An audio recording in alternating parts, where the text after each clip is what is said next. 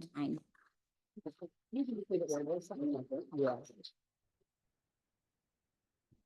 Good morning. I want to thank all of you for choosing to get out of bed, get dressed, and travel to this wonderful community for some fellowship and hopefully some healing and inspiring messages. I was originally scheduled to speak on July 7th, but I had a medical procedure and had to reschedule. However, ever since the 4th of July, I've been thinking about different kinds of freedoms. If you keep up with current events, I'm sure you're aware that several of our freedoms that we thought were rights are being taken away from us or drastically changed. This concerns me and saddens me. People often say that our country, America, was founded on freedom of religion.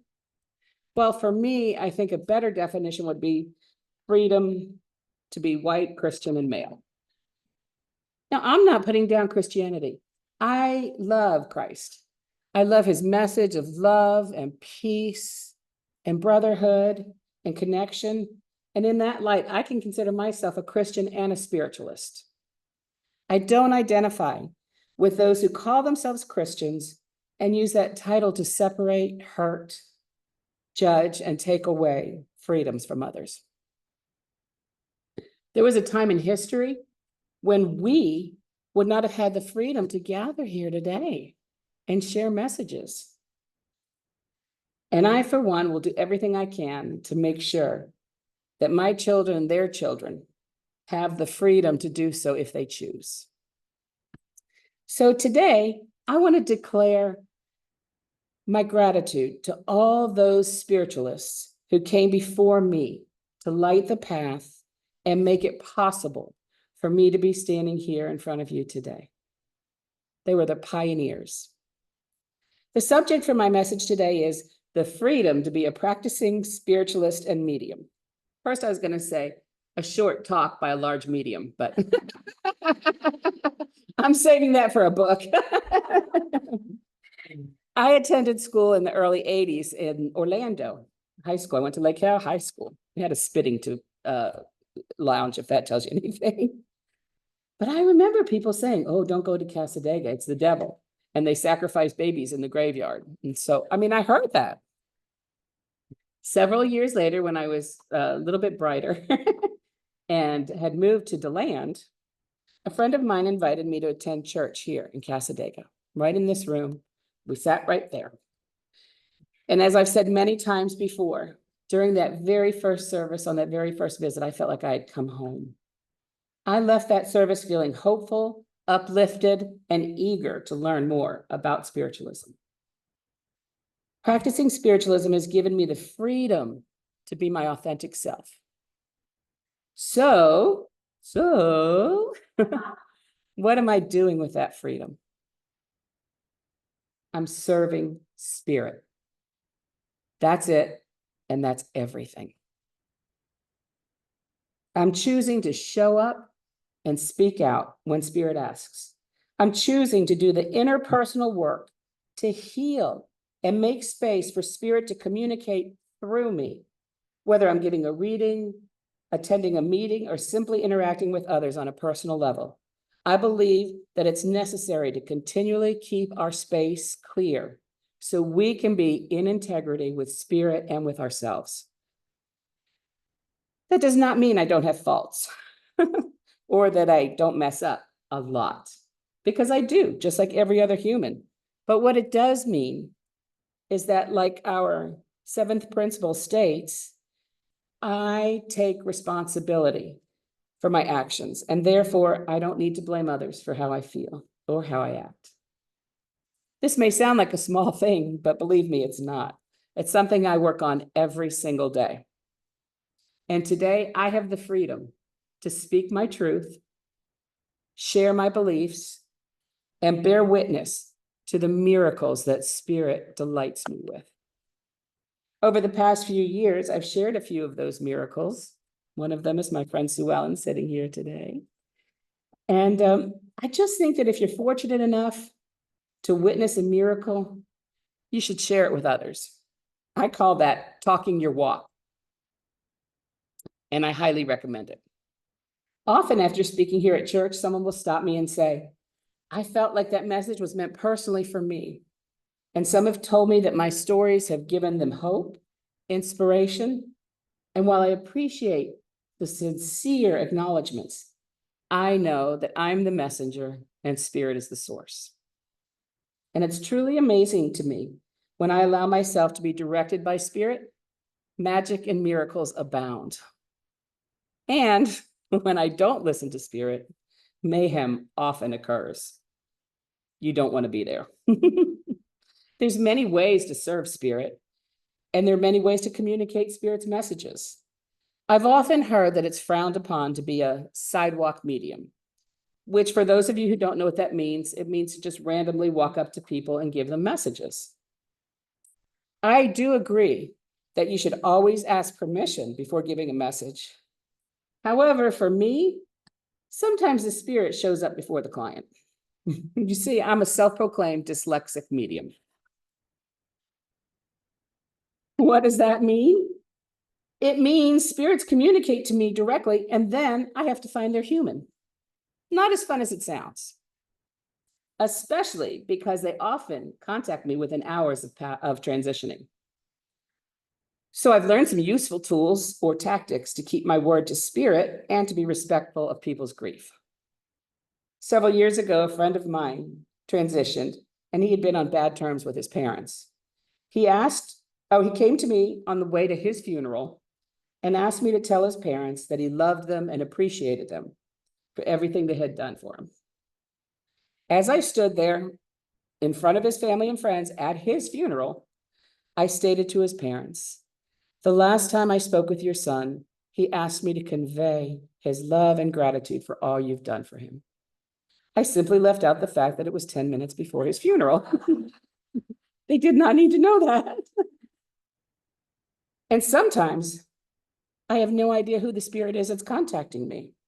I laughingly say that there's a bathroom stall somewhere in Spirit with my name on it. And that's okay with me. I'll take the call. I'll do the research to find they're human if necessary. And I'll deliver the message if it's acceptable to their loved one every time. One time, a few years ago, a young man in Spirit contacted me and gave me his name and the fact that he had a beard. I contacted the only person I knew with that name and facial hair, and he was still in his human body. So I did what anyone would do in this day and age. I consulted the Facebook. My kids hate it when I say that, the Facebook. As I was investigating, I came across a post from a former coworker, and she stated that no one should ever have to go through the pain of losing a child. She went on to say that it was her boyfriend and that his son had died the night before in a motorcycle accident. So I went to her boyfriend's Facebook page and looked up, and of course, there was his son and had the same name that Spirit gave me and had a full beard. I made a deal with this young man in Spirit. I told him that I would call my friend and I would offer to gift her boyfriend with a reading if and when he was ever ready. Well, she called me right back and said, can you come this weekend? In return for my willingness to show up and speak out, this young man showed up and gave so much evidence that his father wept with relief to know that his son made it to the other side and was well and happy. Once again, proving that when I allow myself to be directed by Spirit, healing happens. Now, as some of you know, Spirit does have a sense of humor. Who knows that? Yeah. One time, my family was eating at a restaurant. It was several years ago, Gators, Dockside and DeLand. And this woman shouted out, "That's the lady who got me pregnant." Well, needless to say, my family was a little uncomfortable and curious as to how this happened. She walked over to our table carrying a baby, and she reminded me that I had given her a reading about a year ago. And in that reading, I saw her holding a baby. Now, after that reading, she told me that the doctors had told her that she was not able to conceive or hold a baby, carry a baby. So I told her at the reading that I was not a doctor. at all, but I can only tell you what Spirit shows me, and I trust what Spirit shows me. And at the restaurant, she told me that she left that reading with hope and excitement that she would be able to conceive and deliver a healthy baby, and she did. So occasionally, Spirit gets me to give a message that my ego self would not give. You see, when I'm doing a reading, I can't tell. It's hard to discern if things are past, present, or future because they show up the same. So one day a gentleman walked in. I was doing readings at a little bookstore in downtown DeLand called Merlin's Vision. I don't know if anyone remembers that place, but this gentleman walked in and he didn't seem like the typical client. He looked like he had just come off a construction site, probably in his 60s or maybe 70s. And it seemed like he'd never been to a medium before. In his reading, I saw him standing in front of his son's tombstone crying. And it was so touching, I started crying myself. And I said to him, "I'm so sorry for your loss." And he quickly and sharply told me that he had not lost anyone. So I took a deep breath and I asked him, "Why are you here?" And he said, "I just found out that my grown son lives out of state and has been diagnosed with cancer. And I don't know if I should just wait and see what happens or if I should get on the plane and go." And I said to him, "Get on a plane and go." And he thanked me. And he came back later and thanked me that he was able to be there at this time. So if I had known the death of his son was in the future, I don't think I would have said anything. But I trust with all my heart that it unfolded exactly as it should. It did make me wonder, though, why does Spirit go to such extremes sometimes to trick me into saying things? I have a group of women that meets at my house every Wednesday. We study, practice, and play with all kinds of spiritual things.